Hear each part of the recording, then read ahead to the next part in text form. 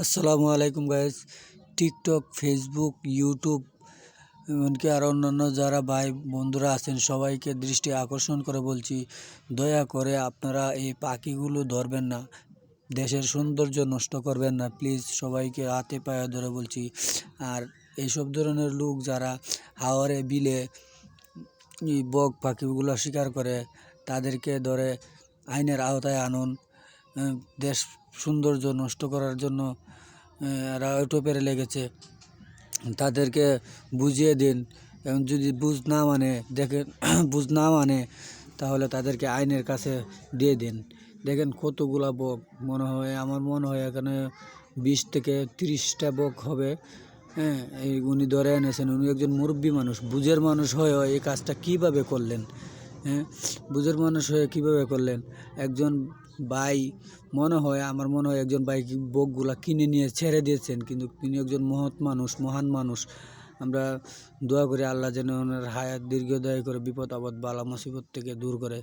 ভাই, আপনাকে বললাম এসব ধরনের লোককে আইনের আওতায় দিয়ে দিবেন। কারণ কি জানেন, আজকে আপনি কিনে ছেড়ে দিলেন, তারা আর দিন এইভাবে জুপজাপ দিয়ে হাওড়ের থেকে পাখি ধরে নিয়ে অন্য একজনের কাছে বিক্রি করে দেবে। উনি হয়তো মেরে খেয়ে নিবে, না হয়তো উনি আরেকজনের কাছে বিক্রি করবে। কিন্তু বাংলাদেশের আইনের মধ্যে আছে যে পাখি ধরা নিষেধ। পাখি যে কোনো পাখি হোক ধরা নিষেধ। কারণ এই পাখিগুলোর তো সংসার আছে বা ফ্যামিলি আছে। কোনো একটা পাখি মনে বাচ্চা থয়ে আসছে বা খাওয়ার জন্য আসছে, দেখেন কীভাবে ওদেরকে